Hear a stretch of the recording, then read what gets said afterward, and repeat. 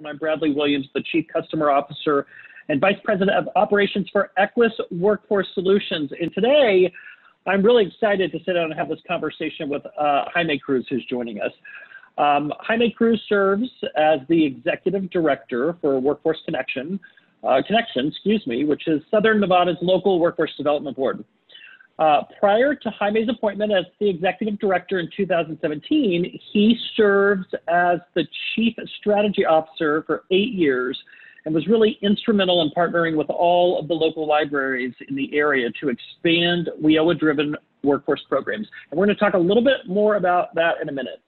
Jaime understands firsthand the barriers that many of our populations face while trying to improve their careers. He was a young man who immigrated to the United States. He initially worked as a dishwasher, despite the fact that he had a degree in mechanical engineering from a university out of Lima, Peru. And before improving his command of the English language and capitalizing on the growth opportunities that he was presented, he was able to successfully return to the engineering field, and later he transitioned to the public sector, which we're so thankful for. Prior to his career at Workforce Connections, Jaime worked on sustainability initiatives for major hotel casino companies in Las Vegas, including overseeing the development and implementation of the energy management and building automation systems at MGM Resorts International's City Center. He's been recognized as a certified energy manager, a certified sustainable development professional by the Association of Energy Engineers, as well as a certified public manager by the state of Nevada. Jaime became a naturalized U.S. citizen in 1994, and he's lived in Southern Nevada for 30 years. He's the proud father of 2 children, Samuel and Sophia. And with that, Jaime, I'm going to say Happy New Year to you, being that today is July 1st, and it's the beginning of a new program year. Welcome to Live at the Forum. Thank you, Bradley. It's always great to see you. You did a lot of great research. I have forgotten about half the things you just mentioned right there. So thank you for having me. I'm looking forward to the dialogue. You know, I have not forgotten about many of them, and the reason is because I've worked with you for several years, and this is what I always say about Jaime, is he always has really cool stuff going on. Like over the past years when you were as the strategy officer and now as the executive director, a lot that we're going to talk about today, just a lot of great initiatives, innovations, partnerships that I'm hopeful that we can all learn from, because you really always have the cool stuff going on. So first, I want to congratulate you. What a great recognition on receiving the Lori Moran Partnership Award for Excellence. This really highlights all of the great things that have happened across your area with your leadership. And Jaime, I know that so many workforce boards, they plan to partner and work together with several different community-based agencies, really only to have plans fall short before true partnership can forge and real synergies can occur. So I'd ask you, as just congratulations on the award, how do you make it happen in your region? What's the secret to all of this? So I don't know if we went into it applying a formula that was told us would guarantee us success, right? But what I can share is that what we had found to work for us is to have to have a successful relationship. It must be built on trust, and for trust to happen, there has to be transparency, and accountability, and of course forgiveness when you need it. So for us here, for us to really arrive to some of the projects we'll talk about today, both with the Vegas Chamber, which is the major metropolitan chamber of commerce here in our area. They have over 4,000 to 5,000 members. And also our regional economic development agency, which is called the Las Vegas Global Economic Alliance. We made a commitment early on to have that commitment, transparency, accountability, and forgiveness system, if you will. And how to make it happen is we decided that we were going to sit on each other's board. So the CEO of each one of our organizations committed to be a board member on the other. So number one, the projects that we committed to were, again, high on the priority list on the execution. But also, leadership changes. And so we wanted to ensure that what we had embarked on together would live beyond us if something changed. So that, I think, has been really helpful for us. So you talk about two really great partners there that helped, that just helped kind of advance all of these initiatives, being the Chamber and Economic Development. Can you tell us a little bit about how your relationship with economic development started? Sure. You know, I think for all of us as boards, we're always, if you will, reminded that the law, whether any version of it, the most current one, the Workforce Innovation Opportunity Act, while the M word became a little bit more acceptable, the marketing, word, we are still reminded that we should not, if you will, fund economic development activities, right? But we do have to, however, participate in the economic development initiatives of our area by having workforce development initiatives that are funded to align and support. And so we really had to, again, find where that commitment started, where it ended. And so, I think one of the key things was we needed to sit down and besides just putting each other on our boards, we said, can we agree that workforce development is economic development? We got to start there, because the years or the days where we competed with other states to say who can throw more incentive money to an employer, that's not sustainable. Because really what the employer cares more about when he comes here after the incentive, after the tax abatement, after the good land deal is, do you have the workforce that I need today? And are you producing the one I need tomorrow? And so once we started we cannot have true economic development, sustainable economic development without a sustainable workforce development plan that aligns. That was the beginning. And so from there we've built, but I think that was our foundation. That's excellent. So, there's several million-dollar questions around Vegas that a lot of people are wondering. And I want to talk a little bit more about several of these innovative products that you have going on. But want to recognize that, Las Vegas and your region really has been the epicenter for the economic impact that COVID-19 has had on the Nevada communities. And while we're going to talk about it, you've implemented several awesome initiatives to really help your communities and your industries get back on their feet. I just want to ask, with gaming and tourism being such a big economic driver, do you think that the Las Vegas that we knew prior to COVID will continue to exist? What a great question, Bradley, because it's been asked before. And let me rewind the clock for you and put you in a scenario where 9/11 happens, and we as a nation, as a people, as a world, realize that an aircraft can be flown into a high-rise. It changed our worlds forever. It changed everything about our lives, how we board planes, how we travel, so guess what we have a lot of in Las Vegas? High-rises, full of people. And so that question came up. Will Las Vegas still be Las Vegas? I'm glad to say the answer was yes. Not only were we the same Vegas, I believe after that we became a better Vegas. And you've been here, we just keep evolving. We have the Las Vegas Raiders now. We have the Las Vegas Golden Knights, which means an NFL arena, an NHL arena. So we are not that same Vegas. We're a better Vegas. Then came October 1, a tragic event where we learned, like the rest of the nation, that we're not immune to the violence of, guns. And so, again, the question came, can Las Vegas still be Las Vegas? The answer, nobody knew that day. It's a very valid question. I'm grateful to say the answer was yes. We have overcome that as well.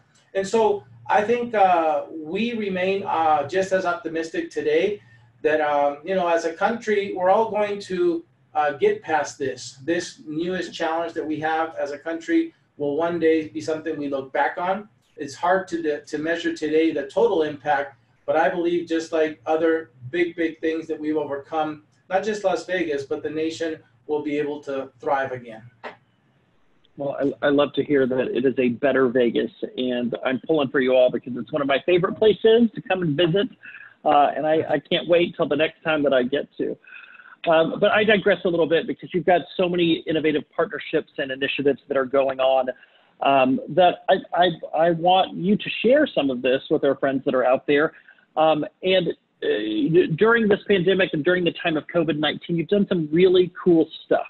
And, you know, one of the things that I would love to hear a little bit more about is you piloted a layoff aversion project. Can you tell us a little bit about how that works? Sure. You know, when the pandemic hit, Las Vegas was like most of the country facing stay-at-home orders, huge shutdowns. I would say what makes us unique is that our economy is driven by discretionary funding. As much as we have worked to diversify that economy, and that's part of the Better Vegas, because we now have in our state major manufacturers we didn't have back before those days that we were talking about earlier, like Tesla, like Panasonic. And so we have evolved in the sense of diversifying our economy, but we are still tremendously driven, like other cities, like Orlando and whatnot, as a discretionary spending economy. And so while most of the headlines across the nation said 15% unemployment, 18% unemployment, that's really bad news. But in Las Vegas, we reached over 30% unemployment. 3-0. And so, you know, it was a really, it was bad. The pain was great. The UI system, again, not unique to Las Vegas, across the nation, UI systems were not designed and capable of handling the demand. And so there's great dissatisfaction there, great pain, great frustration there. You know, the layoffs and all those things were things that were just very painful. So, one of the things that we could do was to use, as you know, WIOA allows for layoff aversion activities. And so thank goodness we had funds available, and we were able to say, you know, the layoff transition is not happening very smoothly. When people get laid off, sometimes weeks go by and they don't get their UI benefits. And so what can we do to try to not make that worse and just throw more people at that? And so layoff aversion became a really valid opportunity. So we, and then again, you have funds, but you don't have funds to help everybody. So that was one of the keys. How do we select? Do we open an application process? And we also have seen and heard that through the other relief programs that came through the SBDA or CARES Act, the PPP, all these things, because they were open application processes, when you have, you know, 1,000 people applying for only something that 100 can get, there's 100 happy people and 900 unhappy people. And so we didn't want to add to that. So we said to our local chambers of commerce and our local regional economic development agencies, you are the subject matter experts here. You are the voice of business. Why don't you have your ear to the ground. You have your finger on the pulse. You know what small businesses can maximize this relief. So help us identify. So whether it be the Metro or the Las Vegas Chamber of Commerce, the smaller ones like the Latin Chamber of Commerce, the Urban, the Asian, the Women's, we enrolled all of them and said, let's work together. Let's scroll the business community and kind of see, we might find some businesses that did not apply or were not eligible or did not receive the payroll protection program. Some that didn't receive help from the SBDA. So maybe our program would be able to help them. And so we identified close to 70 small businesses of 50 employees or less. We kept close to 300 employees on the payroll through this layoff aversion program, you know, in their houses, feeding their families throughout these bad times. That is absolutely amazing. I love the whole fact that, like you say, there's a limited number of slots and money available to help small business, and you've got a lot of people in line, and you all had the initiative and the partnership to pull together and help those small businesses. I'm assuming, and what I'm hearing you say, Jaime, is in the absence of, while the Paycheck Protection Program funding may have disappeared or gone on round 1 or round 2, you all were able to pull together as a community to provide relief to those small businesses. So a tip of the hat to you for that, because I think that's amazing. I've heard about another new industry initiative that I guess is titled, and correct me if I'm wrong, it's something around like Employ Nevada Business Hubs. Can you describe to us what the concept there is and who the players are and how that works in your community? Absolutely.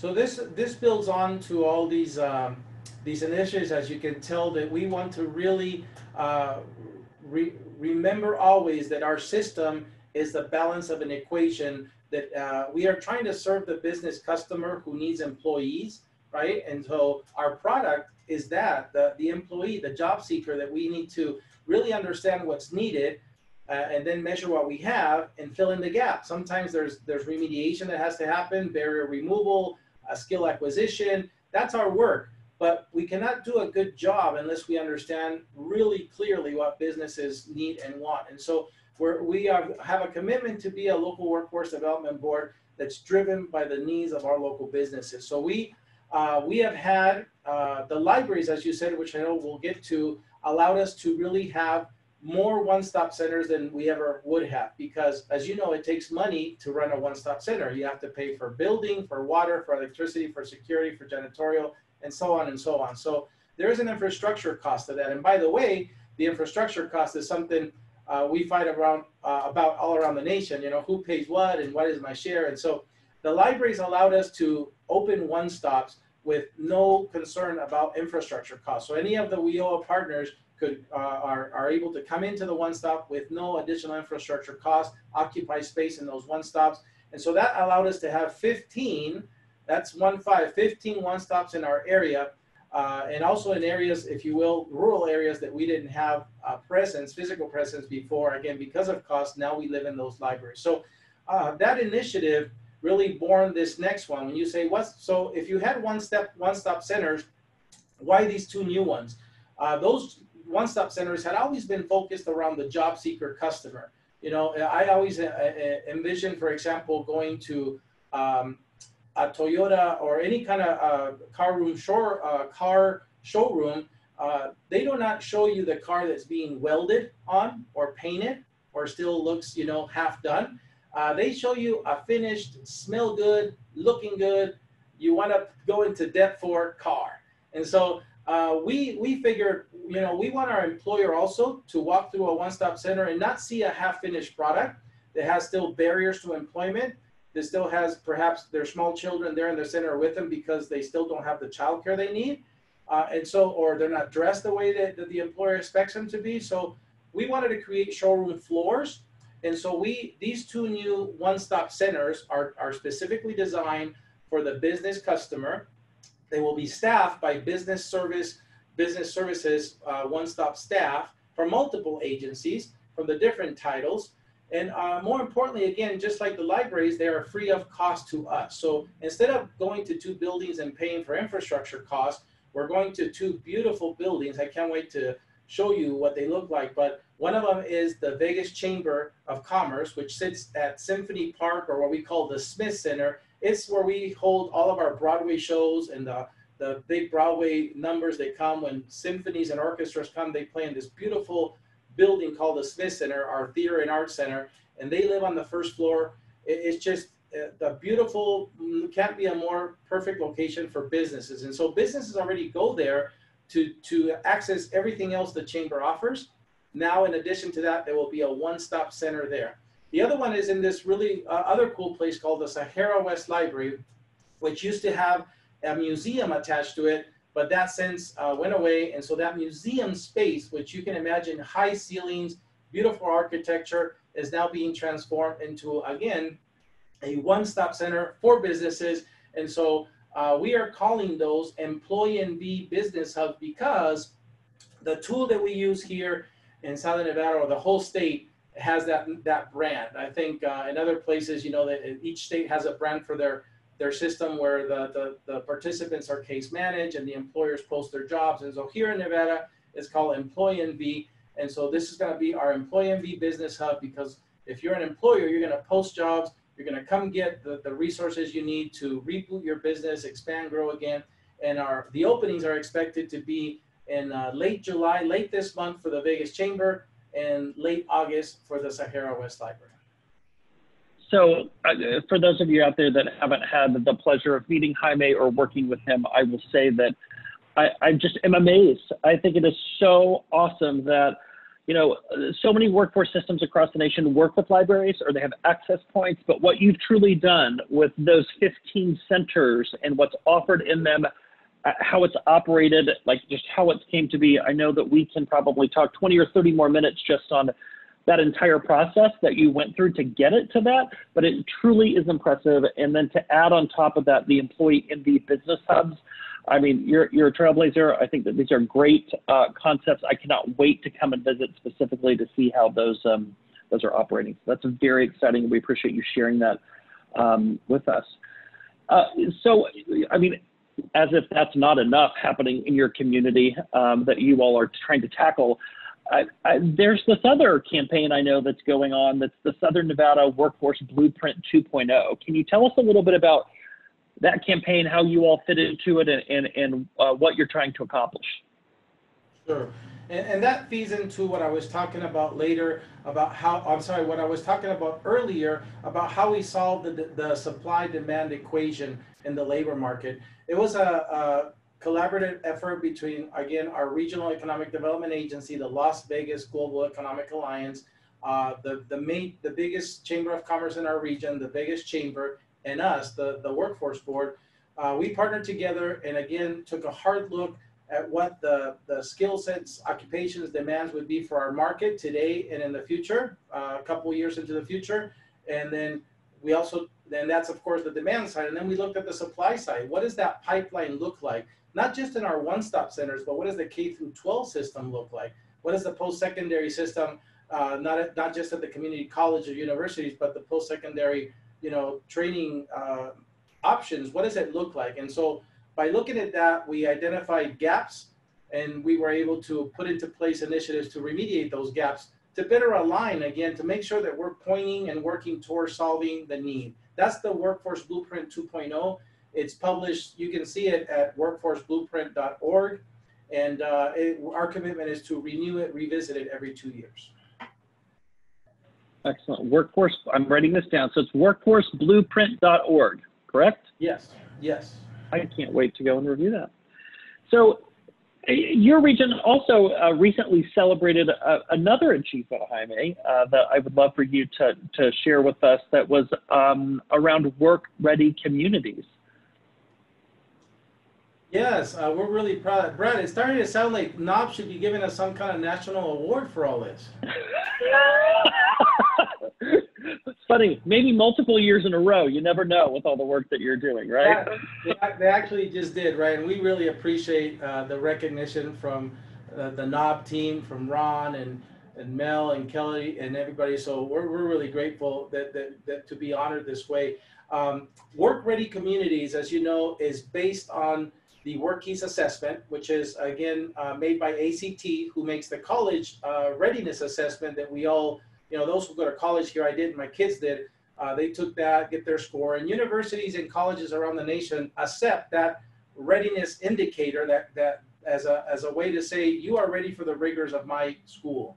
WorkKeys measures that for the workplace. So, you know, we wanted to commit to our economic development efforts here in our valley and to our employers to have a common language where we can say, because we would hear employers tell us the high school diploma is no longer a good indicator, a bachelor's degree is not a good indicator. You say, I can teach somebody how to weld, but I need some basic foundational skills that you know, they need to come to me with that. And so that's what the NCRC, or the National Career Readiness Certificate, provides us, a way to be able to guarantee an employer that this person at multiple levels of that certification is able to take written information, graphical information, and numerical information and translate that into their everyday job. What do I mean?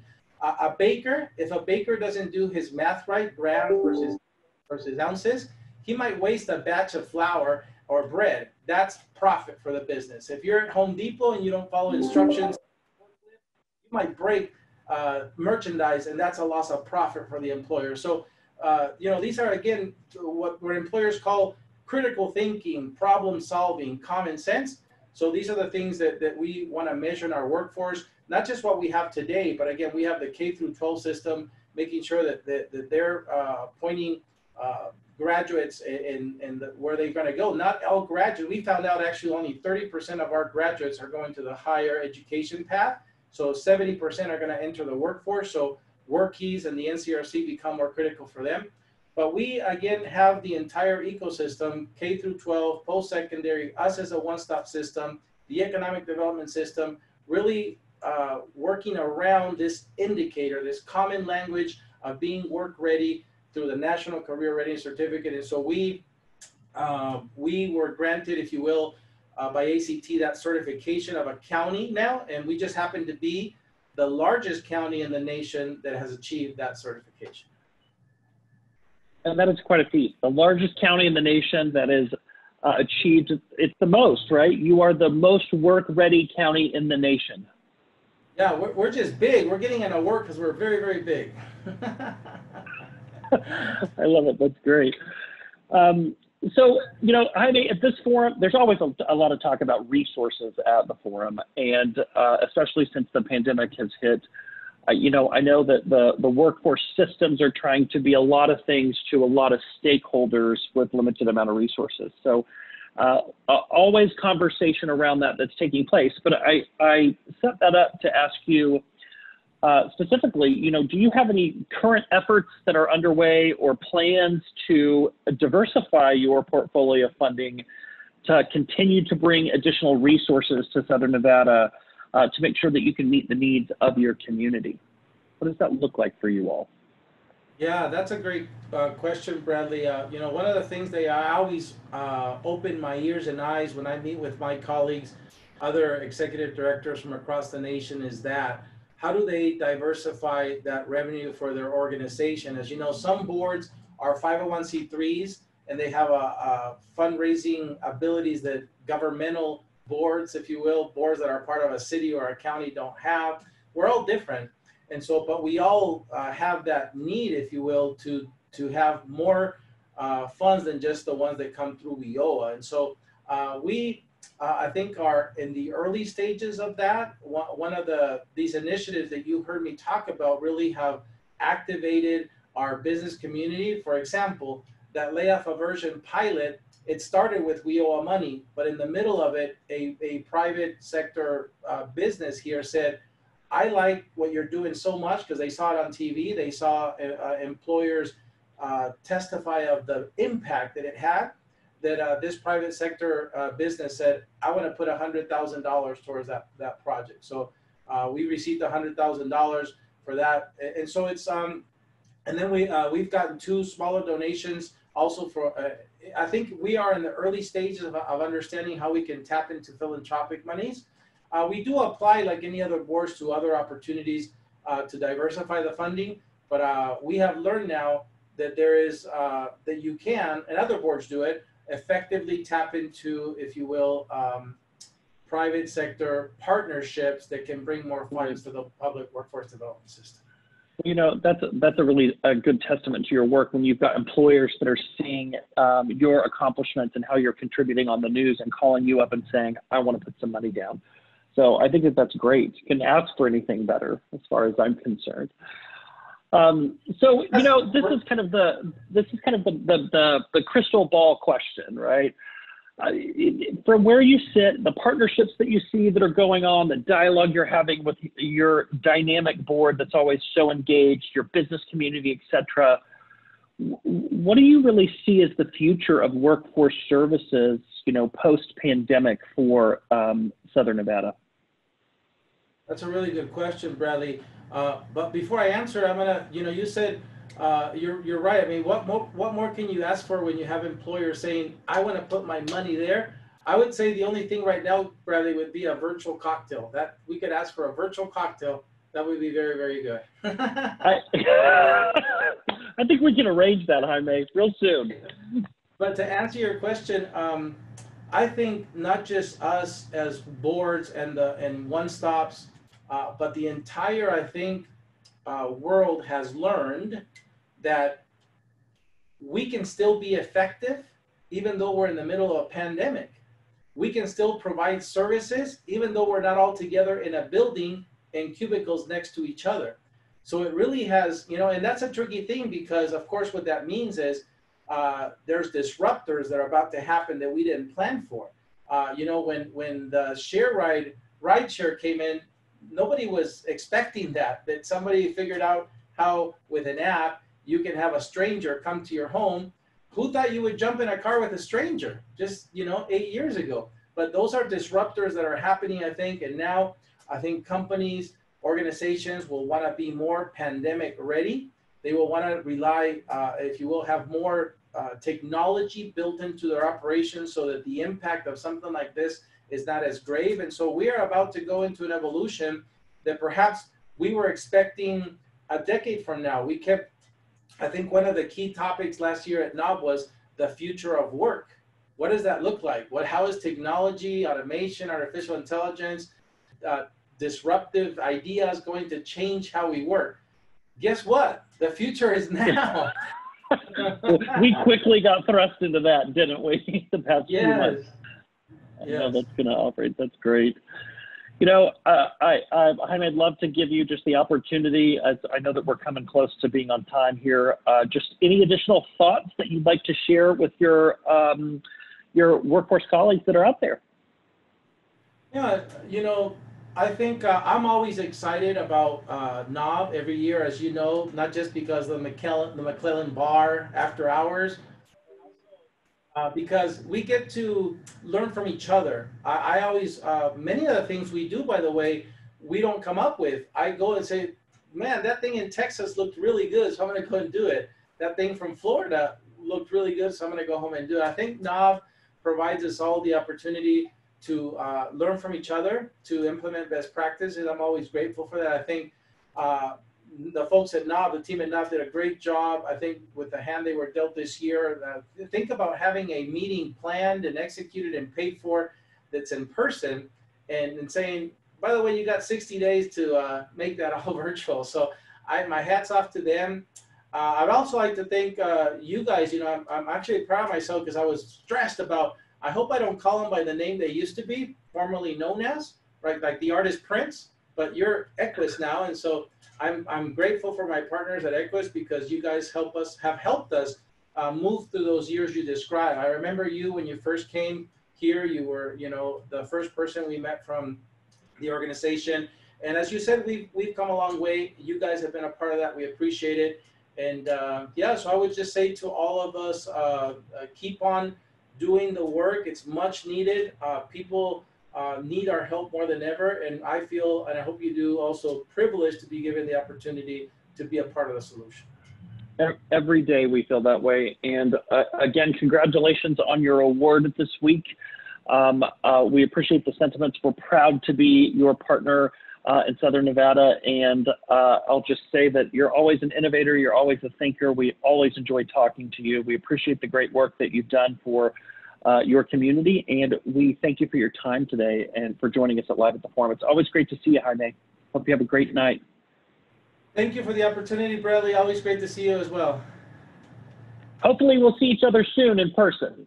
Fingers crossed. Yes. All right. Let's do it. Hello to your team and take care. Will do. Take care, Bradley. Excellent.